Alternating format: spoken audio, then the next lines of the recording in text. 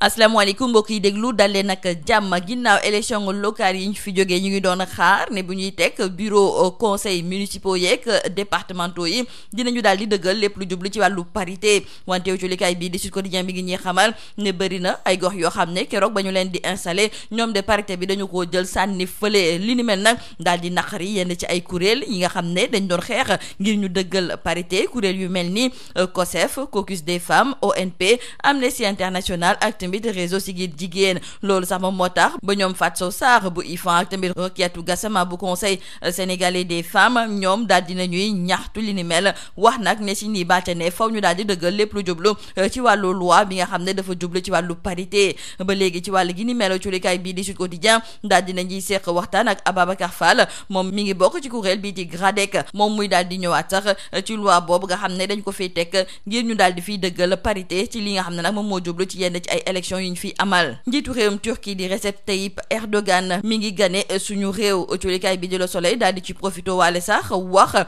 ci waxtaan bi amoon ci digganteem ak njiitu réewum Sénégal di Macky Sall ba sax ñu daal di xaatim ci lu tolloog juróomi accord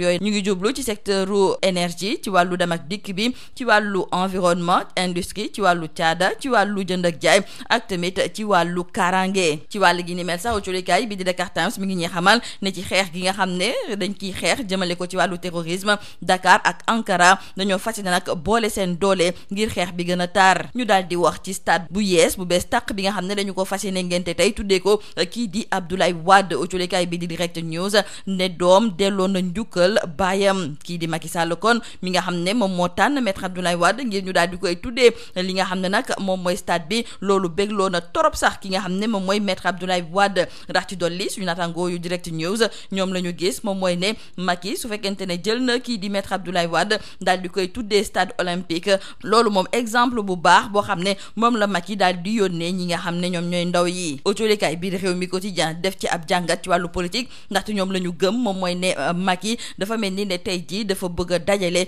ñi nga xam ne ñoom ñooy famille libérale autolikaay bii di critique ne li ni mel moom am na ba pare ndaxte Macky ak ki nga xam ne de moom mooy Karim Wade ñoom dafa mel ni ne juboo am na ci seen biir ndaxte ñoom ñaar ñu ngi wax autolikaay bii di 24 heures ne fu mu nekk ni kay Macky dafa soxla waa parti démocratique sénégalais ndaxte moom bëgg na am doole goo xam ne moom mooy tax ba xëccoo bu naree am ci diggante ak kii di Ousmane Sonko mu daal di ci am ndam bëgg na tamit waajal boppam bu baax a baax ci wàllu élection législative yu ñu dëgmal ak tamit élection présidentielle bu atum 2024 autolikaay bii di Rewmi Quotidien ne li am ba des daal tey ji Macky ma ngay sargal parti démocratique sénégalais rawatina nag kii di maître Abdoulaye Wade te pourtant Macky moom moo njëkk a xeex waa PDS autolikaay bii di l'info di ci yokk di xamle ne kii di Macky sax dafa bett ñu bëri ba mu xamle ne moom kii di maître Abdoulaye Wade la fas yéene nag tuddee li nga xam ne moom mooy stade du Sénégal ndaxte ñëpp a gisoon nag ne Macky dafa xeex kii di maître Abdoulaye Wade xeex waa parti démocratique sénégalais kon nag tey ji ak li mu def nii dafa mel ni ne Macky dafay baalu àq ci jafe-jafe ak coono gi mu teg waa parti démocratique sénégalais tey kon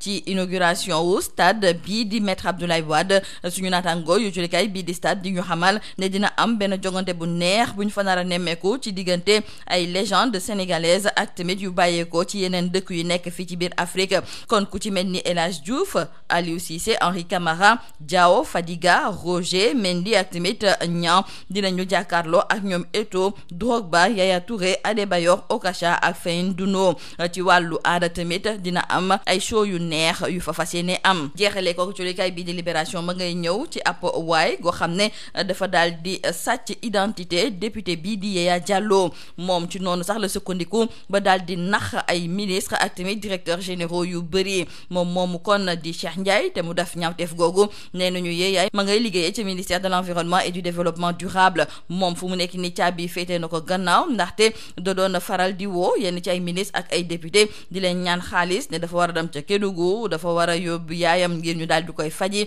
wala boog dafa am benn dëj bu mu bëgg a jaale kon nañu ko yónnee xaalis keroog ba ñu ko jàppee nag député Yaya Diallo dafa xamle woon ne moom du porter plainte wante boobu fekk na ne parquet bi daal di ne ubbi ab information judiciaire ba sax ki nga xam ne moom mooy Cheikh Ndiaye ñu daal di koy jébbal ab mandat de dépôt lii moo nekkoon mbokk julikat yi li gën a fas ci biir autolikaay yi ñu leen di ñaanal njeextalu bés ak jàmm. Mesdames et messieurs, bonjour. La loi sur la parité pas du tout respectée lors de l'installation de certains bureaux de conseils municipaux et départementaux. En effet, nous disent nos confrères du journal Sud Quotidien, la mise en place des adjoints adjoint au maire n'a pas suivi une trajectoire établie sur la base de la parité intégrale dans les institutions électives et ou partiellement électives, ce qui a forcé même certains administrateurs civils, à savoir les préfets, sous-préfets chargés d'installer les maires, présidents de département et leurs bureaux, à avoir maille à partir avec les nouveaux élus. Par suite, une levée générale de boucliers était orchestrée par des organisations de la société civile à l'image du COSEF, du Caucus des femmes, de l'ONP, d'Amnesty International et autres réseaux Siggil Jigéen. Ainsi donc, le docteur Fatou Sow Sarr de l'IFAN comme Rokiatou Gassama du Conseil sénégalais des femmes n'ont pas manqué d'indexer l'anomalie décelée dans le non-respect de la parité au cours des élections territoriales, autant en amont qu'en aval du scrutin. Nos confrères de Sud Quotidien ont aussi recueilli les éclairages d'Ababacar Fall du GRADEC qui livre les contours de la loi instituant la parité absolue homme-femme. Le président turc Recep Tayyip Erdogan est l'hôte du Sénégal, occasion saisie par nos confrères du quotidien Le Soleil pour revenir sur les 5 accords signés entre le Sénégal et la Turquie. La Turquie compte porter le chiffre d'affaires de ses relations commerciales avec le Sénégal à $1 milliard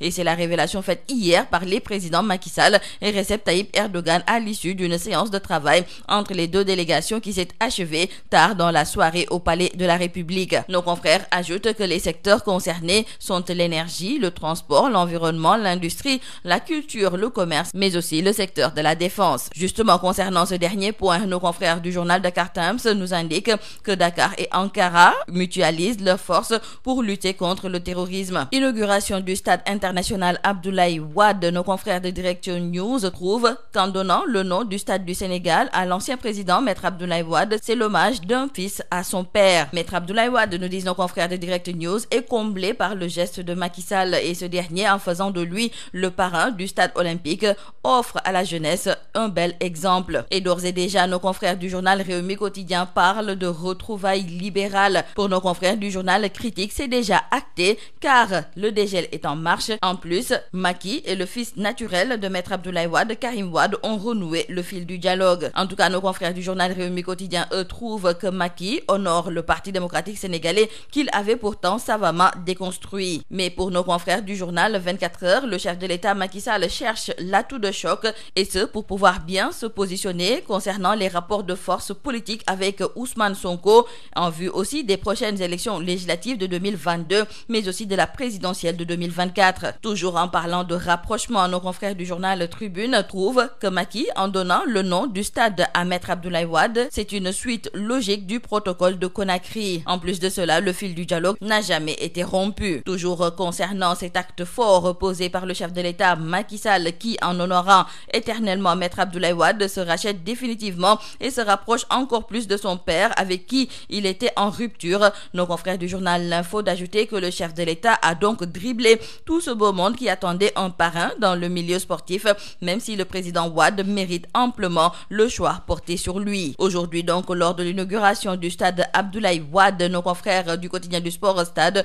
nous indiquent qu'il y aura une pluie de stars au baptême de ce joyau. Il y aura entre autres un match entre les légendes sénégalaises et africaines, El Hadji Diouf, Henri Camara, Aliou Cissé, Diao, Fadiga, Roger et Niang feront face à Eto'o, Drogba, Yaya Touré, Adebayor, Okacha et Feinduno. Nos confrères nous parlent aussi de ce volet culturel imposant avec la prestation d'une pléiade d'artistes. Terminons par nos confrères du journal Libération qui nous parle de ce monsieur Cheikh Ndiaye qui a usurpé l'identité de la députée Yaya Diallo. Cheikh Ndiaye, se disant agent administratif au service du ministère de l'Environnement et du Développement durable, est écroué depuis vendredi dernier pour escroquerie via les systèmes informatiques mais aussi usurpation d'identité et de fonction. Aujourd'hui, nos confrères nous expliquent comment des ministres et des directeurs généraux ont été plumés car l'escroc les a roulés dans la farine en leur demandant de l'argent pour des déplacements à Kédougou, pour une évacuation de sa mère et aussi pour présenter des condoléances. Et l'on nous indique que malgré le désistement de la députée Yaya Diallo, le parquet a ouvert une information judiciaire avant que Cheikh Ndiaye ne soit placé sous mandat de dépôt par le juge du premier cabinet. C'est tout à vos journaux et très bonne lecture.